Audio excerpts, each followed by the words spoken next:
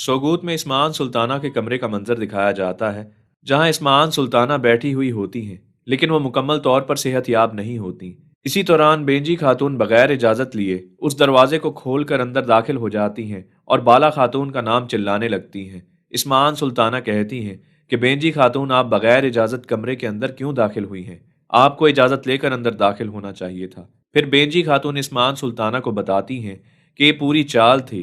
बाला खातून और मलहन खातून ने मिलकर आपके खिलाफ चाल चली है, जबकि वो एक साथ मिलकर काम कर रही हैं। आपको सेहत के हवाले से परेशानी का सामना भी इसीलिए करना पड़ रहा है क्योंकि बाला खातून आपकी मोहर चुराना चाहती थी। इस्मान सुल्ताना ये बात सुनते ही मोहर ढूंढने लगती हैं, तो उनको मोहर नहीं मिलती, जिससे ये बात वाज़िया हो जाती है कि बाला खातून किस अज़म से आई थी और उन्होंने इस्मान सुल्ताना की मोहर चुरा ली है।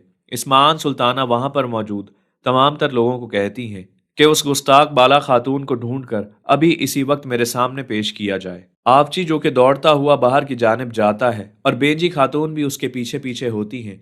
बाला खातून अपना घोड़ा दौड़ाते हुए वहां से चली जाती हैं।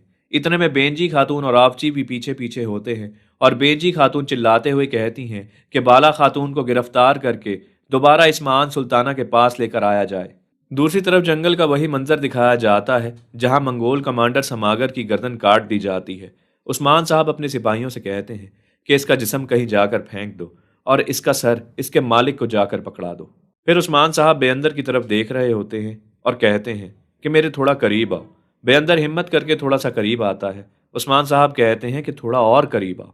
जैसे ही वो मजीद करीब आता है तो बेअंदर उस्मान साहब से कहता है कि मैं आपसे माफ़ी तलब करता हूँ। मेरे से अगर कोई गलती हो गई है या आपको मेरी कोई बात अच्छी नहीं लगी तो उसके लिए मैं आपसे माफ़ी मांगता हूँ। आपको तो पता है कि मैंने हमेशा आप ही का साथ दिया है। उस्मान साहब उसको गिरेबान से पकड़ लेते हैं और कहते हैं कि तुम्हारे लिए किसी को कत्ल कर देना और उसके बाद माफ़ी मांग लेना एक तिजारत की तरह है, ऐसा ही है ना?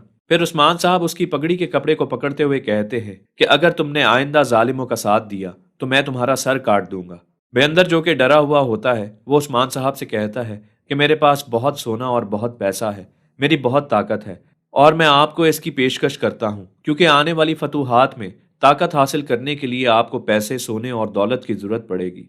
फिर उस्मान साहब हंसते हुए कहते हैं कि अगर मैं अभी तुम्हारी गर्दन उड़ा दूं तो तुम्हारी सारी दौलत तो वैसे भी मेरी ही हो जाएगी। बेअंदर जवाबन कहता है कि उस्मान साहब ऐसा हरगिज मत कीजिए और फिर अपने हाथ की तरफ इशारा करते हुए कहता है कि देखिए, मैंने अपनी जान आपके लिए खतरे में डाल दी, तो मैं और किस अंदाज से ये बात साबित करूं कि मैं आपका कितना वफादार हूं। उस्मान साहब मुस्कुराते हुए कहते हैं कि तुम ही तो वफादार हो, ये जो मेरे साथ तमाम तर अल्प खड़े हैं ये तो किसी काम के नहीं।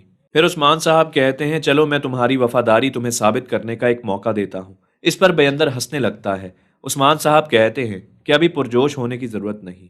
कोनूर अल्प इस्मान सुल्ताना की कैद में है, तुम उसको किसी भी तरीके से वहां से छुड़वा कर मेरे पास लेकर आओ। बेअंदर जवाबन कहता है कि आपको अगर मैं अपनी वफादारी इसी अंदाज से साबित कर सकता हूं तो मैं ये करने के लिए तैयार हूं। बहुत जल्द कोनूर अल्प को आपके सामने ला खड़ा करूंगा। उस्मान साहब जवाबन कहते हैं तो अब वक्त जाया मत करो और जाओ इस काम को मुकम्मल करके आओ। फिर बेअंदर अपने उस गद्दार साथी का नाम पुकारते हुए कहता है कि चलो। फिर बेअंदर और उसका गद्दार साथी वहां से चला जाता है। उन दोनों के जाते ही मलहन खातून उरहान बे और अलाउद्दीन बे के साथ अपने सिपाहियों को लिए उस्मान साहब के पास आ जाती हैं। बुरहान अल्प जो कि ये देख रहे होते हैं कि बाला खातून उनके हमराह मौजूद नहीं, वो उस्मान साहब से कहते हैं कि बाला खातून को गए बहुत वक्त हो गया है, कहीं कुछ बुरा तो नहीं हुआ उनके साथ, क्योंकि वो मलहन खातून के साथ दिखाई नहीं दे रही। मलहन खातून आते ही उस्मान साहब से उनकी खैरियत दरियाफ्त करती हैं। उस्मान साहब कहते हैं कि मैं बिल्कुल ठीक हूँ। उसके बाद जंगल का दूसरा मंजर दिखाया जाता है जहां पर बाला खातून अपने घोड़े को बांध रही होती हैं। इतने में बेंजी खातून अपने सिपाहियों के साथ बाला खातून का पीछा करते हुए वहां तक पहुंच जाती हैं और कहती हैं कि बाला, अब तुम्हारा खेल खत्म हुआ। लेकिन जैसे ही बाला खातून पलटती हैं तो वो बाला खातून नहीं होती बल्कि अलचीचक होती है। बेंजी खातून ये देखकर हैरान हो जाती है कि आखिर अलचीचक ने क्या लिबास पहन रखा है और बाला की जगह अलचीचक यहाँ पर क्या कर रही है। वो गुस्से में अलचीचक से पूछती हैं कि आखिर तुम यहाँ पर क्या कर रही हो और ये तुमने क्या पहन रखा है, तुमने मुझे धोखा देने की कोशिश की है। अलचीचक जवाबन कहती है कि मुझे तो कुछ मालूम ही नहीं, बाला खातून ने मुझे ये पहनने को कहा और मैंने पहन लिया और मैं यहाँ पर आ गई। बेंजी खातून को इस बात का बखूब अंदाजा हो जाता है कि बाला खातून ने बहुत ही जबरदस्त अंदाज में एक चाल चली है जिसमें इस्मान सुल्ताना से मोहर चुराने में भी कामयाब हो गई हैं और उसके साथ साथ मुझे चकमा देने में भी। फिर बेंजी खातून गुस्से में बार बार बाला का नाम चिल्लाना शुरू कर देती हैं। दूसरी तरफ बाला खातून भी खैर आफियत के साथ उस्मान साहब और मलहन खातून के पास जा पहुंचती हैं। वो आते साथ ही उस्मान साहब से खैरियत दरियाफ्त करती हैं। उस्मान साहब जवाब देते हुए बाला खातून से कहते हैं कि मैंने आपके ज़िम्मे एक काम लगाया था, क्या आपने मोहर हासिल कर ली है? बाला खातून जवाबन कहती हैं कि मैंने मोहर हासिल कर ली है, और मोहर उस्मान साहब के हाथ पर रख देती हैं। ये देखकर वहां पर मौजूद तमाम तर लोग खुश हो जाते हैं।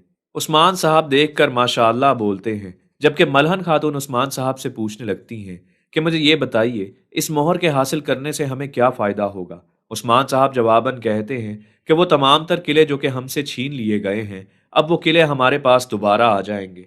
बाला खातून और अलाउद्दीन दोनों मिलकर कलूजा हसार किले की जानिब जाएंगे और उस पर कब्जा करेंगे। मलहन खातून और उरहान बे कराचाइसर किला हासिल करेंगे। उसके बाद उस्मान साहब अपना हदफ बताते हैं कि मैं अपने अल्प्स के साथ जाकर बिल्जिक किले को हासिल करूंगा। दूसरी तरफ जंगल का एक मंजर दिखाया जाता है जहां पर बयंदर और उसका गद्दार साथ ही मौजूद होते हैं। बयंदर जो कि दरख्त के साथ टेक लगाए बैठा हुआ होता है और उसका गद्दार साथ ही लकड़ी को गर्म कर रहा होता है ताकि बयंदर के जख्मों को दागा जाए। बयंदर कहता है कि ले आओ अब, और जल्दी से इस जख्म को दाग दो। उसका गद्दार साथ ही जवाबन कहता है कि अभी सही से गर्म नहीं हुआ, इसलिए मैं दाग नहीं सकता। फिर बयंदर कहता है कि इसको सही से गर्म करो। फिर उसका गद्दार साथ ही उससे पूछने लगता है कि मुझे ये तो बताइए कि कोनूर अल्प को हम छुपा कर रिहा करने की कोशिश करेंगे या खुल्लम खुल्ला उसको रिहा करके उस्मान साहब के सामने पेश करेंगे। बयंदर जवाबन कहता है कि इन दोनों में से कुछ भी कर लो, फिलहाल तो मेरे जहन में सिर्फ उस्मान छाया हुआ है, और अगर मुझसे वालदा सुल्ताना की पूछो और मैंने ये काम कर दिया तो वो भी मुझे मार डालेंगी। फिर बयंदर अपने उस गद्दार साथी को कहता है कि जो खंजर तुमने दागने के लिए आग में डाल रखा है, जब तक वो पिघल नहीं जाएगा तब तक तुम मेरे पास नहीं आओगे क्या? जल्दी से इस खंजर को लाओ और मेरे जख्म को दागो। जैसे ही वो गद्दार साथी उस जख्म को दागने लगता है तो बयंदर रोक के कहता है कि मैं तुम्हें पहले ही बता दूं कि तुम सिर्फ एक मर्तबा ये काम करोगे, अगर तुमने जख्म को सही से नहीं दागा तो मैं तुम्हारी जान ले लूंगा। फिर जैसे ही वो गद्दार साथी उस जख्म को दागता है तो बयंदर अपनी माँ का नाम पुकारने लगता है और अम्मी अम्मी कहने लगता है और कहता है जितना दर्द मुझे इस मर्तबा हुआ है पहले कभी किसी जख्म पर नहीं हुआ। वो गद्दार साथी बयंदर से पूछता है कि अगर मान लीजिए कि आपने कोनूर अल्प को बचा लिया और उस्मान साहब जब इस्मान सुल्ताना के पास गए और उन्होंने आपका नाम बता दिया कि आपने कोनूर अल्प को छुड़ाकर उस्मान साहब के सामने पेश किया है, तो फिर आप क्या करेंगे? बेअंदर जवाबन कहता है कि तुम एक नंबर के गधे और उल्लू के पट्टे हो, तुम्हारे मुंह से मैंने कभी खैर की बात नहीं सुनी।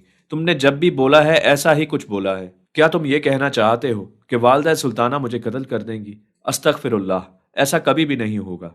बस हमें तब तक उस्मान साहब का साथ देना है जब तक तमाम तर मुश्किलात दूर नहीं हो जाती। जैसे ही मुश्किलात दूर हो जाएंगी तो तुम और मैं उस्मान साहब से एक तरफ हो जाएंगे। फिर वो गद्दार साथ ही कहता है कि अगर हमने गलत इंसान का इंतखाब किया तो हमें इसके नुकसानात भी उठाने पड़ सकते हैं। बेअंदर कहता है अस्तगफिरुल्लाह, तुम्हारी बकवास बंद होने का नाम ही नहीं ले रही, लिहाजा यहाँ से दफा हो जाओ।